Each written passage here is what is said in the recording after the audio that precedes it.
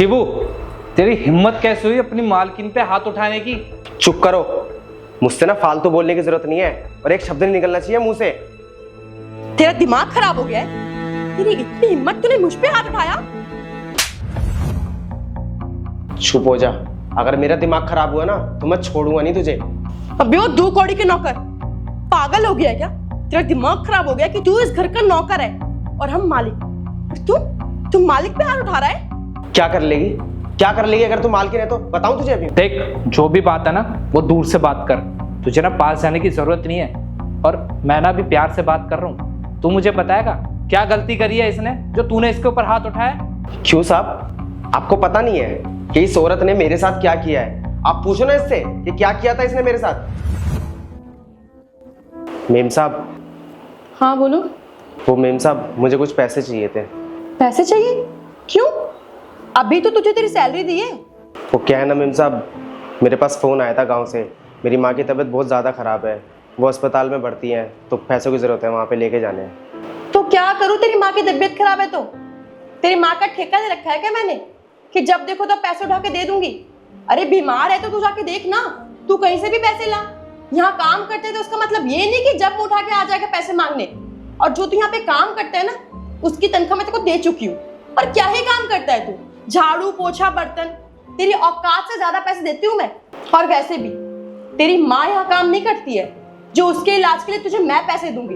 तू अपना देख जाके, जहाँ से भी तुझे पैसे मिले वहां से जाके ले, मैं नहीं दूंगी। अरे मेम साहब, आप ये कैसी बात कर रही हो? वहाँ मेरी माँ जिंदगी और मौत के बीच में जूझ रही है और आप उनके बारे में ये सब बोल रही हो? मेम साहब, मैंने बहुत लोगों से पैसे मांग के देख लिए, मुझे कहीं से पैसे नहीं मिले। लास्ट में आके मैं आपके पास आया हूँ कि आपसे मुझे पैसे मिल जाएंगे। और वैसे भी मेम साहब, मैं आपके यहाँ पिछले 6 साल से काम कर रहा हूँ, मैंने आज तक आपसे कभी भी फालतू पैसे नहीं मांगे हैं। लेकिन मेम साहब, मुझे आज पैसों की बहुत ज़्यादा ज़रूरत है और मुझे आप पैसे दे दीजिए। मेम साहब, मैं आपसे उधार पैसे मांग रहा हूँ, मैं धीरे धीरे करके सारे पैसे उतार दूंगा। ओह, ये ड्रामेबाजी ना मेरे सामने मत कर, ये रोना धोना कहीं और जाके करियो। और हम यहाँ शहर में रहते हैं, यहाँ हमारा खुद का इतना खर्चा होता है, बिजली का बिल है, किराया है, सब कुछ हैंडल करना पड़ता है। तेरी तरह गांव वाले नहीं है हम। और वैसे भी मैं तुझे किस बेस पे पैसे दूं? तू कहाँ रहता है, क्या करता है, मैं तेरे बारे में कुछ नहीं जानती। क्या पता पैसे लेके भाग गया तो? झूठ बोल रहा हो तुम मुझसे। मेरे पास कोई पैसे वैसे नहीं है, जा यहाँ से। और आज के बाद ना कोई पैसे मत मांगिए मुझसे, समझा?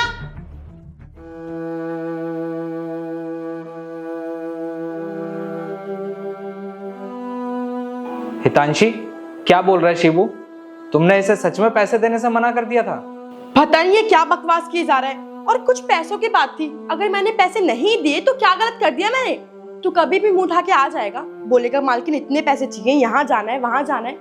अरे हम मालिक है तेरे, हमारा मन करेगा तो हम देंगे, नहीं मन करेगा तो नहीं देंगे। कोई जबरदस्ती है क्या? और जितनी तेरी तनख्वाह है ना, उतना हम देते हैं और समय से देते हैं। और राहुल, तुम भी क्या इसकी बात लेके बैठ गए हो? ये बकवास कर रहे हो और तुम सुनने जा रहे हो। अरे हमारा भी घर है, परिवार है, हम कोई और नौकर रख लेते हैं ना, हमेशा इसको पैसे देते रहे हम। हाँ, तुम ना बिल्कुल सही बोल रही हो। और वैसे भी इसको टाइम से पहले पैसे देते तो हैं। वैसे तू मुझे बताएगा शिबू, तुझे इतने पैसों की जरूरत क्यों पड़ गई? मैं बताऊं राहुल, ये गरीब लोग ना ऐसे ही होते हैं, जहाँ देखते हैं ना कि बड़े लोग हैं, अच्छा घर परिवार है, पैसे ऐंठने आ जाते हैं। और तूने ना मुझ पे हाथ उठा के बहुत बड़ी गलती की है, इसका अंजाम अच्छा नहीं होगा। तेरे माँ बाप भी तुझे पहचान नहीं पाएंगे कभी। मेम साहब, पहचानना तो बहुत दूर की बात है, मेरी माँ इस दुनिया में नहीं है। सिर्फ आपकी वजह से ना मेरी माँ मुझे छोड़ के चली गई। मैंने आपसे कहा था ना कि मेरी माँ की तबीयत बहुत ज़्यादा ख़राब है, उनके इलाज के लिए मुझे पैसे चाहिए, लेकिन आपने मेरी एक बात पे यकीन नहीं किया और मुझे बेइज्जत करके यहाँ से भगा दिया। आपको पता है, मेरी माँ अस्पताल में भर्ती थी, उनके इलाज के लिए पैसे जमा करने थे। डॉक्टर ने मुझसे बोला था कि अगर पैसे नहीं जमा हुए ना तो उनका इलाज नहीं हो पाएगा, और बिल्कुल हुआ ही ऐसे। आपने मुझे पैसे नहीं दिए और मेरी माँ मुझे छोड़ के चली गई। साहब, मैं तो आपको बहुत अच्छा इंसान समझता था, मैं समझता था आप मेरी बुरी परिस्थिति में मेरा साथ दोगे, और मेम साहब को भी बहुत अच्छा इंसान समझा था मैंने, लेकिन मेम साहब ने मेरी एक बात पे यकीन नहीं किया। मेम साहब, मैंने सोचा था कि ये मेरा ही घर है, मैं अपना घर समझ के यहाँ पे काम करता था और आप लोगों को अपना परिवार का सदस्य समझता था। मेम साहब, आपकी इन बातों से एक बात तो समझ में आ गई मुझे कि नौकर को ना नौकर बन के ही काम करना चाहिए, कभी भी उसको अपनी औकात नहीं भूलनी चाहिए। लेकिन मेम साहब, मुझे माफ़ करना, मुझसे गलती हो गई कि मैंने अपने आप को ना आपके परिवार का सदस्य समझ लिया। क्या शिवू, सच में तेरी माँ भी इस दुनिया में नहीं रही? मुझे नहीं पता था शिवू कि ये सब चीजें भी हो जाएंगी, और मुझे तो इस बात का पता भी नहीं था। हितांशी, अगर इसने पैसे मांगे थे अपनी माँ के इलाज के लिए तो तुमने इसको दिए क्यों नहीं? हाँ, जो कुछ भी हुआ है ना, ये सब तुम्हारी वजह से हुआ है। हाँ राहुल, ये बिल्कुल सच बोल रहा है। आया था मेरे पास ये पैसे मांगने।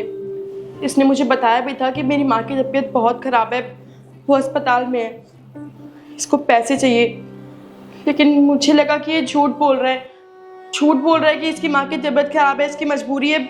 मैंने सोचा ये लोग ऐसे ही होते हैं, बस इसलिए मैंने इसको पैसे नहीं दिए।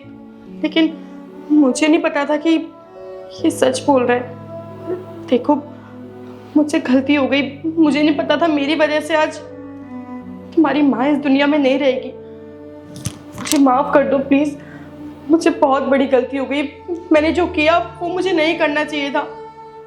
देखो, मैं तुम्हारी माँ तुम्हें वापस तो नहीं दे पाऊंगी, लेकिन तुम्हें जितने पैसे चाहिए ना तुम मुझे बताओ, मैं तुम्हें सारे पैसे दे दूंगी। लेकिन मुझे माफ़ कर दो, गलती हो गई मुझसे। बस करो मेम साहब, मुझे ये झूठी हमदर्दी दिखाने की ज़रूरत नहीं है, और ना ही मुझे आपकी इन पैसों की ज़रूरत है, क्योंकि जिसके लिए मैं कमाता था वो इस दुनिया में तो रही नहीं। अब मेरा फ़ायदा ही क्या है कमाने का। और आपको एक बात बताऊं, यहाँ से छुट्टी लेके जब मैं जाता था अपनी माँ के पास जाता था ताकि उनका ख्याल रख पाऊँ, और मैं उनसे एक ही बात कहता था कि जिस घर में मैं काम करता हूँ वहाँ के मालिक और मालकिन बहुत अच्छे इंसान हैं और मेरी हर परिस्थिति में मेरा साथ देते हैं वो। लेकिन शायद मैं भूल गया था कि मैं झूठ में जी रहा हूँ। और मेम साहब, मैं एक बात बोलूँ आपसे, जो आपने मेरे साथ किया है ना, वो कृपया करके किसी और के साथ मत करना। और मालिक, जो मैंने आपके साथ बदतमीज़ी करी है, और मेम साहब जो मैंने आपके ऊपर हाथ उठाया है, उसके लिए मुझे माफ़ कर देना। जा रहा हूँ मैं। शिवू, मेरी बात तो सुन।